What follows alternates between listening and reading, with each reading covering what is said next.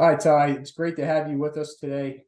Just a little background. I met Ty briefly for like 20 minutes or so out of a BLN, it's an entrepreneurs group.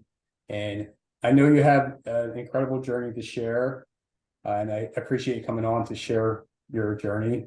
And let's just start with who you are today, what you're doing, and then we can go from there. Yeah, so the most important part is I'm sober. And so my journey up to till today is battling addiction. And so that's the foundation of everything that I'm doing. And so come a long ways, and I'm in marketing. I enjoy marketing because of the only way out of addiction is from within. And so when you start to learn how you behave and other people behave and why we do the things we do, there's a huge overlap in consumer behavior as well. And so that journey led to this journey. So it's been an interesting little sequence of events. That is interesting. I like that. I like how you put that together like that. So let's get to where you got to today. So you had some kind of addiction. What kind of addiction was that? So I had a drug addiction. For me specifically, it was methamphetamine. So obviously, I've had my battles with all sorts of other drugs as well, heroin, pills. Fentanyl. I've done fentanyl. I've overdosed. So it was just an addiction, yet it was just channeled more into stimulants more than anything else. And so, so that's what my drug addiction. That's kind of what that was in a nutshell. And so was there a reason why you started to do all this? So the reasonings in the moment was definitely lack of emotional regulation, coping skills. Obviously, two people can experience the same thing and respond completely differently. And so for me, the root of my addiction was abandonment. And so I was adopted at the age of 6, and I was taken away from my birth mom at the age of 4. And so I have a lot of experiences between 0 and 4. My birth mom was only 13 years old when she was raising me. And because of the circumstances of my birth, she was basically left on her own. And so for my first 4 years of my life, she was just basically repeating the patterns that she knew in order to survive because she didn't have support. And so as a child going through being taken away and, adoption and everything that goes, everything that predated the, being taken away and everything, I did not, I would just say I came out of it with a lot of, problems, and drugs ended up being the exhibition of, those, previous situations. I mean, I followed my birth mom's footsteps based on drug use without even ever actually knowing her. Like it's crazy how that worked. But yeah, so 2 addict parents as well. So there was definitely a little bit of genetic predisposition in there as well. So that's kind of the gist of the story. And so getting sober required unlocking those parts of me. I ended up having to go meet my birth mom. And so that right there shifted my entire perspective completely. Completely. It changed everything. It's amazing what God did for me in that moment, because nothing else would have allowed me to heal. It had to be that way, based on what I've experienced. And so yeah, that was the addiction. So it was just basically this low self-worth, abandonment, things that my childhood self internalized. What was that moment like to meet your birth mother again? And let's just for reference, like what ages, were you and her that you guys came together to see each other after so long? So she had me from age of her being 13 to 17. So Mhm. those are the years she had me. So she has definitely can recollect our time together. For me, I don't have those same memories. So it was like a first for me, even though it's not actually a first. And so it was definitely two different lenses on the situation. And so meeting her was absolutely amazing. I still remember the moment that I walked into her apartment door after my journey out there, which is a whole nother story in itself. And so meeting her, it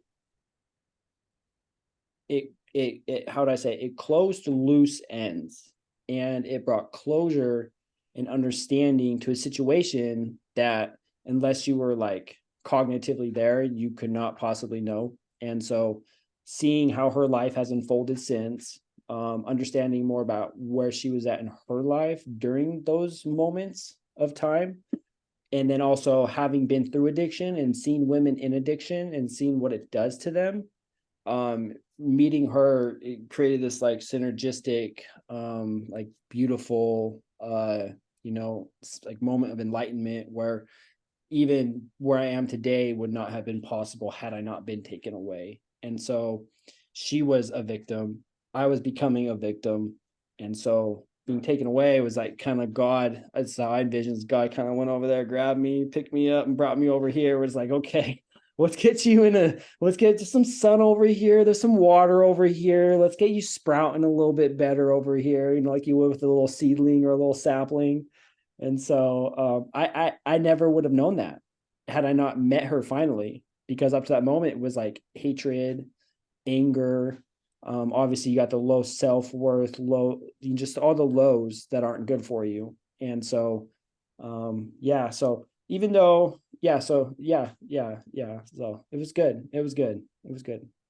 Was she surprised too? Like, I would imagine you guys knew this was happening, right? I mean, she knew, and Well, so about a month after getting out of prison in 2018, we connected on Facebook.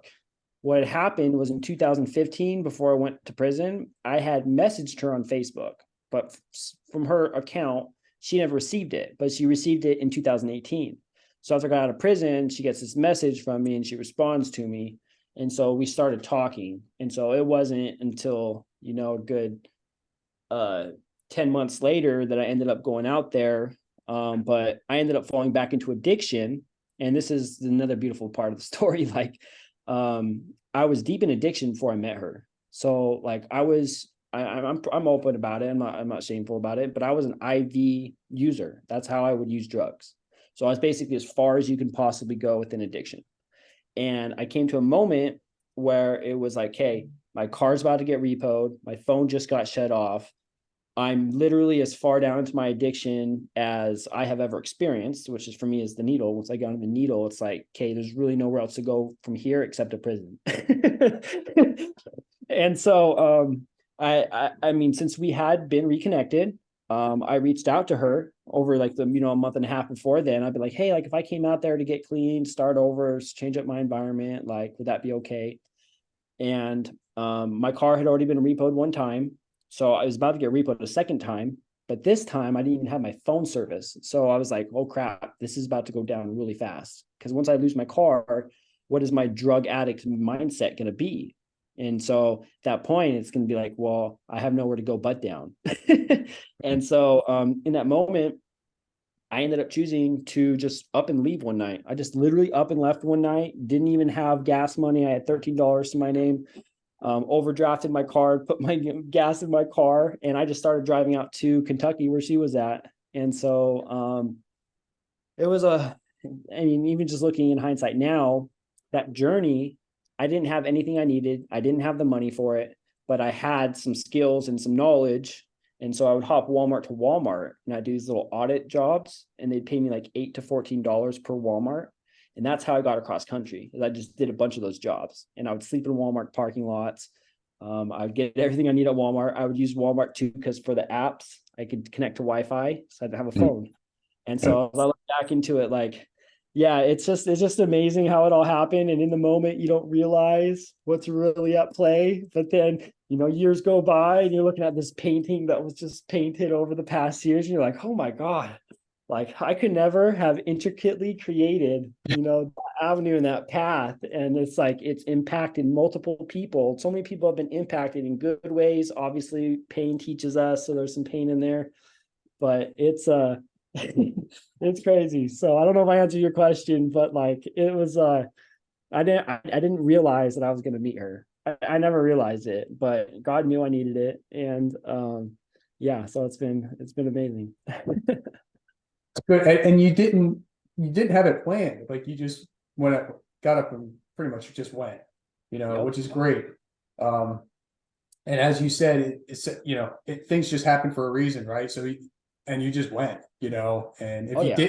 if you didn't do that, then who knows what, right? Oh, I would have gone to prison. I'd be in Yeah, prison right now. It's just one of those forks in the road where you're like, there's no programming beyond this point, but this. This is the only programming in me that exists.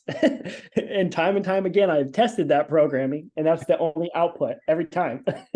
So it was just one of those moments, and it's just so crazy to think. And get this, before I left, I just left to get sober. I was like, oh crap, my car's about to get repoed. So I'm going to take this car. It's my only way to get out of here. So I'm like, if I leave now, I may never have even the choice of making this jump. And right. so um it's yeah. I get a little bit emotional, like my mind starts to muddle up when I'm talking about these things. Sure. It's yeah, it's crazy. It's Well, crazy. yeah, it was a life-changing moment. You can obviously Yeah. tell that from the way you are Yeah. acting, I mean, because if you didn't do that, then like you said, you'd probably be in jail, for the most part. Yeah. So Well, and when I left too, like I ended up in college. So like literally 8 days after putting down the needle, I had no ambitions before this, never had even thought about doing this. But I was in the Ohio State University admissions talking to one of the admission employees or whatever that was a student at the school. And so literally it went from needle, never met my birth mom, to 8 days later having met my birth mom and looking to see how I could get into college. And so it's just and it's crazy because I didn't even have the tools required in the meantime to make it there, but it all worked out. And so it's just and then like here we are now having this conversation. I have completely different morals, completely different values. Everything's just literally everything's changed since that moment. It's it's crazy. So it's like for anyone out there who has an addict loved one who's either suffering from addiction themselves, it's like there is always hope. Like there's no such thing as a hopeless situation because I'm pretty sure anyone who knows me is like, he's never gonna change. Like that might be the dumbest thing he's ever done. And then I'll top it. He's even dumber. And so at that point, it's like, okay, he can top this. Like that's where my life was at. I don't think anybody nobody saw me really like redirecting my trajectory. Nobody saw it. Nobody saw somebody it. saw it. It's just not somebody around you. Yeah. That's what you're saying. Yep, definitely. And so, I mean, did it help change your mom in any way since you guys met? So I mean, that's a toughy one. So she's a great lady. I love her. Like one of my whys in business is so I know when her body gives out on her, I can provide for her and she'll be taken care of. So that's just a little like, come back around type of a moment. Love you. Thank you. Sorry you went through everything you went through just so I could be in this world. Sure. And so we're not like super close now. We're close. It's from afar. There was I lost my money when I was in college. I lost my money in the stock market. And so like this isn't anything like shade on her. Like she's got her own battles. Everybody does. She holds her job down. She's doing things the best she can. But I lost my money in the stock market. So dumb choice, very irresponsible. And I went and stayed with her. And she ended up she was using at the time. And she was using, the drug that had taken me down those dark roads. And so I never used because at that point, I was on a different trajectory. But I was in an environment without my knowledge that could potentially have derailed me. And just the fact that there was no consideration taken in that moment for my well-being. I know she was trying to help and I'm grateful that it worked out that way, but it's like, if we don't have that level of communication, like that just puts me in a lot of vulnerable positions. And so like, since that point, I realized I can't change her. I can't make her do anything. I can love her. Can't say I'm perfect in any of that, but like, I hope that having seen me and, known me, and she never thought she was going to meet me again. I just hope that me being me, doing me, struggling the way I struggle beyond addiction, will be able to influence her in her own journey and whatnot. Like, she might be sober right now and tell me it. I just would have a hard time believing it. And that's how people felt with me, but based on my previous behaviors, back in the day too. So it's interesting to flip the script. And so, but yeah, no, it's definitely been beneficial for both. I met my half sister. So I never thought that I would be able to meet a half sister. Didn't even know I had one. Yeah. I got to meet a half sister. I got a half brother in federal prison right now. Timing was definitely not right. We never met. And so it'd be interesting. I can kind of be there as a beacon for him. So I never thought that. So I was adopted into a family with sisters. So now I have at least a half brother. So when he gets out of federal prison, we'll see, if I can be a positive influence for him, and he'll hopefully be a positive influence for me. But yeah. Sure. That's a good way to look at it. I like that. Keep your head up. So then you pursued college. Did you go to college, or you were just looking into it then? So I went to college for 2 years, started in molecular genetics. I'm just going to tell you this, scientists, you guys are studs and your jobs are boring. It is a very hard study. And the approach and the reason I wanted to go is so CRISPR-Cas9. It's now we have the ability to modify human genetics, cut, paste, copy, splice, add, subtract, multiply, whatever it is, we can do it now. And so Jennifer Doudna discovered it in 2012, won a bunch of prizes around it and stuff. But as soon as I found out about that, I'm like, okay, so if we know that there's genetic predispositions to addiction, and it's like, what are the potential possibilities now that we have this new natural based organic technology, which is what CRISPR is? They use bacteria. And so I went into college thinking, oh, hey, cool. Like, it's super intimate. I'm super passionate about it. I'd love the idea of being involved in a solution around this. And so that's what my initial why was with college. Then I realized how hard it is. Definitely not interested in it. But then from a business standpoint, you don't want to be the scientist. You want to be the founder or the investor. You do not want to be the scientist. And so at that point too, I started getting an entrepreneurial mindset, and things were starting to shift how I look at things anyways, because there's employee mindset and then there's like the entrepreneur mindset, completely different. And so that's where that shift started to happen. Started getting to Grant Cardone, ended up moving states back to Utah, went to the University of Utah, and then I changed my major to sociology because I was deep into the self-development. And so this is right before I was like, oh, hey, consumer behavior. It's just a different packaging of how humans behave and function and react to different situations and stimulations. And so it was an evolving journey. Started with solving a problem, and then realized I was approaching it the wrong way. And then I diverted more into, for that to even be a solution, I need to approach it through business, not through science. So through business to science, but not starting with the science. At least that's how I've visualized it. And so then I eventually dropped out earlier this year of college. Instead of getting my first 2-year degree, realizing that times are changing, AI, technology, just, part of burning the boats in entrepreneurship anyways. And so then I dropped out because there's just so many, information is everywhere now. And the price of college is just absolutely crazy. But it was vital in my journey. It opened my mind. It taught me new ways of looking at things. It activated parts of my brain that I probably hadn't used in a while. So it definitely, if I hadn't gone to college, I wouldn't be here talking to you as well. Who knows where I'd be or what I'd be doing. So it all happened for a reason. You sharing your journey this whole time. I love your positive outtake on everything that you experienced. That means a lot, just what you're sharing and your enthusiasm. And before this, we were talking about you being grateful and everything, and so I mean, kudos to you for just saying all this and seeing the positive side of everything. Because a lot of people can look at all the bad sides of stuff that happens to them and then just shut down. Yeah. It sounds like it started with that ride. The drive to your mother's, kind of shifted things around, and it brings me to a question of the people that you were around. I mean, obviously maybe with the addiction and stuff, you were around the wrong crowd. Did that change as you were trying to just drive around and go to college and stuff? I mean, did you get around different people that helped change your mindset?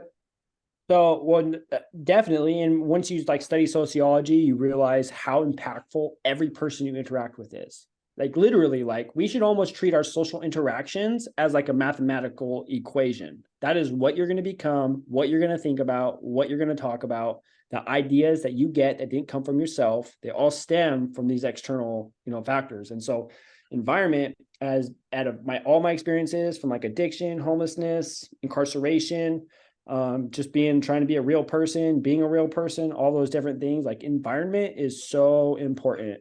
And looking back now from an educated mind, I can see why I was failing in so many different ways. And so like, it's just like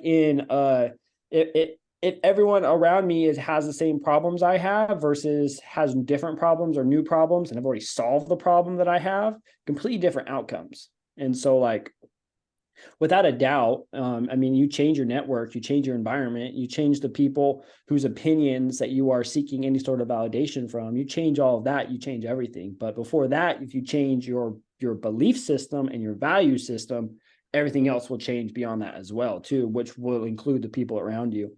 And that's what I learned from like self-development is it's your value system and your belief system that matter above everything else, because then your thoughts and your actions stem from those. And then what happens with that is your environment will change, the people you interact with will change. And so it all starts from within. Like that's why I tell anyone about addiction. The only way out is from within. But yeah. Yeah, you got to be willing to make a change, right? So you Oh got to yeah. find that. Yeah. Oh yeah. Environment is everything. Cause it's like, if you put yourself around high performers and all they're doing is go, go, go, no excuses, you're seeing constantly, that's what you're seeing and being stimulated by in your environment.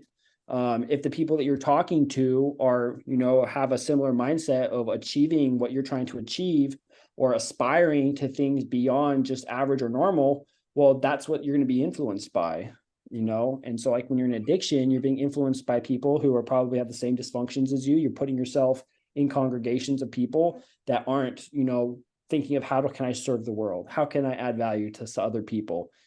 How can I leave a legacy for my family and my children? How can I how can I provide for my child's, education once they're an adult, whether that's college, whether that's some coaching, or whether that's, getting them these opportunities so they can have a better possibility at a life and stuff like that. Like, you don't get that with those groups of people. You know what I mean? It's all immediate gratification, stuff like that. So like, yeah, no, 100%, 100%. That's like one of the cures for addiction is just change your associations and your environments. Like that's why I had to move. I had to literally change the entire environment, even a mile down the road. I needed that mile down the road to be different. Right. No, yeah, that's what it takes. But it's hard for people to take that mile down the road, because they're stuck in that area. They don't want to feel bad for their friends or leaving them behind, or their friends are bringing you back down, stuff like that. What I'm talking about. But yeah, so changing your environment is huge. So I know you and I are in the same group, but I mean, we're getting around different people all the time that's lifting you up, and you're all over Facebook, like your marketing, whatever you're doing, man, it's just crazy. So why don't you just share with us a little bit more in depth of what exactly it is that you're doing? So right now, cold outreach is like my professional focus. Is that what you're asking? Yeah. What is it? I mean, you're all over like yeah. So you're doing emails and stuff and trying to get people to respond, correct? Is there other stuff included in that? And I know you're playing around with a lot of stuff. Yeah. So basically, like right now, as I'm a solopreneur, I'm finally at the point where I'm starting to like look, okay, I might need to get a VA here soon so I can actually like start replicating what I'm doing, and actually like move forward instead of being stagnant. But like consulting, just for holistic understanding of marketing, and then cold outreach. And so like cold outreach is the reason I like cold outreach is because obviously messaging matters. But before all that is just understanding what will prevent an email from going into the inbox and what will and what will ensure it goes to the spam box. And so just with AI technology, so like I'm real big on AI. Even what I'm doing now is driven by AI technology. And so like these processes, these systems, these ways of tricking servers and Google and Microsoft and all these other, email providers. So it's just like it's so simple actually. Like anyone could do it if they wanted to put the time into it every day, but that's the problem. We only have so much time. I jumped all over the place. I love AI. I love diving into the different tools, different applications, different use cases. But when you're just one person, you got to bring it in. And so, so email marketing that's what I'm focusing on right now, getting people in front of the right people into their email, which people check their emails. So you got your DMs, you've got your emails, and you got your text messages, and so email is the the king of all kings of communication when it comes to what we've always been doing. And so I enjoy it because it's kind of like a game, like with everything. It's like, how can I win? How can I win by more this time than I did last time, as we all probably approach everything that we do regardless of our occupation. And so That's cool. Yeah, and I see you always playing around with different AI tools or whatever it is, So I know there's a lot out there. So there's stuff that you're sharing that I have no idea existed. Oh yeah. Listen, it's information overload for myself, man. Like the shiny object syndrome of the AI world, of everything that's possible, of what's currently possible. Like it's just, and that's the thing too, is like for anyone out there who's listening to this and watching this and has skill sets, like there's if you understand an industry really well and your industry is either going to be or currently being disrupted by AI, you are in a unique position to ride the wave and be a part of the disruption instead of being disrupted. And so it's like, I see so many people jumping on the opportunities out there because there's a whole vast, field of opportunity with what we're currently doing and how we currently do things will be in 5-10 years. And so that's why I like jumping into all these different things, because the more you kind of play around with it, the more you start to conceptualize it, the more you start to understand it. And then it's just familiarity. So like even you with like your podcasting and everything that you're doing, like I'm sure you're probably starting to dabble in a little bit into how it can benefit you. Absolutely, it makes things easier and streamlines things. That's the whole idea behind it. Obviously, you want to be what's the word? You want to be yourself. I don't want to take away everything, and not lose my character, not lose who I am, and so like when you use AI, it's giving you the words and stuff, and you're like, you might want to tweak it a little bit because you don't want to sound like a robot. Well, but it's also more than just like words too, because think about it, like for just in your use case, like before you would need to know how to use some sort of software, some Adobe motion video editing tool, or some sort of something in order to get a desired level of quality, or whatever it is, production level for whatever it is you're creating. Well, it's like now those actions and those insights are basically programmed into a software that you can communicate with in a much simpler way, but still get the same output without having to have known how to do all these different things in it. It's like 10Web right now. Like it will basically take a website, all of its, Elementor integrations and stuff that you would normally have to manually build, and it will just replicate it and rebuild the entire web page for you. And you can use that as like a framework for whatever it is you're trying to do. So it's just crazy. Like, where are these things going to be in 10 years? Voice cloning. Like if you were to do podcasts and there wasn't video to it, like you don't even need to actually film the podcast or to record the podcast. You can clone your voices. You can do so many different things. And especially with AI tools, when you pay the premium, you get a premium product compared to the lower levels. So that goes like the avatars, the voice cloning and stuff like that. Like pay for the good stuff and you'll appreciate it. The YouTube channel will go through the roof, right? That's great. So Ty, how does somebody like connect with you and work with you? You know, I mean, who exactly are you trying to help out with? So I mean, connecting, like, it doesn't matter what your business is, there's an application for cold outreach.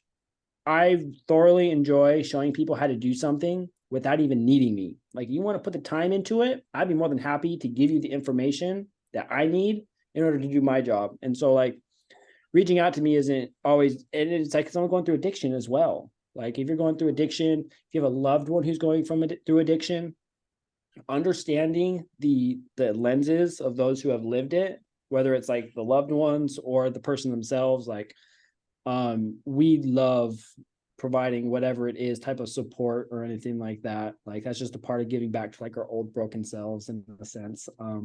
And so like LinkedIn is my number one platform that I use, and that's Ty Shane.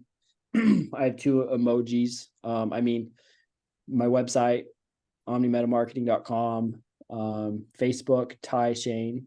And so so I mean, that's the simplest way to get a hold of me. And so Great.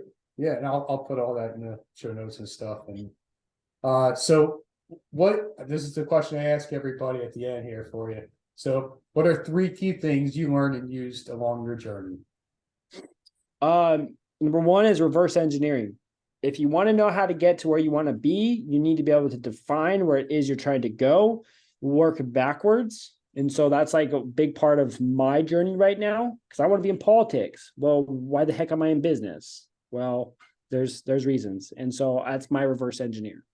And so reverse engineering, that's one of the greatest. It's what China does. Like, there's a reason people do it. It's very powerful. Number two, so, I mean, we're talking about tools. I went like internal, like self-development kind of lenses and tools. So, so reverse engineer, number one. Number two, I mean, I would just take that to, I mean, this is an interesting question. That one, I mean, it's just like for my cold emails, like using the right software for the right tool for the right objective. So, I mean, that's not specific. I mean, I don't know how to answer this. So one's introspective. One's like, it's just like warm outreach and cold outreach. That's been kind of on my mind. People approach cold outreach using warm outreach strategies, and it just does not translate the same. Cold outreach, you have to be a lot more meticulous about certain things, just generally speaking, because of the way you're approaching someone. You're getting that first touch point now. You're not adding to an existing touch point. And so it's just different softwares. So I mean, so just professionally with what I do, that would be the second tool, is just using the right digital software for the objective you're seeking, which for me was specifically applied to warm versus cold outreach. And then number three, I'm like the worst at answering this because I wasn't expecting this question. Right. So I yeah, mean, and the third one would be uh, God. For me, the third one tool would be God. So I mean, that should be number one. That should be number one, really. But those three things right there: toolbox, so God, toolbox, and reverse engineering. I mean, you can go as macro with that as you want. no, and it's there's no wrong answer, right? You know, so you're good. That was a tricky question. That felt tricky. I was like, "Whoa, what am I even supposed to say in this instance? Do I go like introspective? Am I talking about like an actual tool, like a hammer or a software?" Like, it was whatever you used along your journey, and you shared that. You shared your reverse engineering, you shared your toolbox, which you went into business, but you also went back and forth with that, you know, with people and how your environment changed. You kind of blended that together.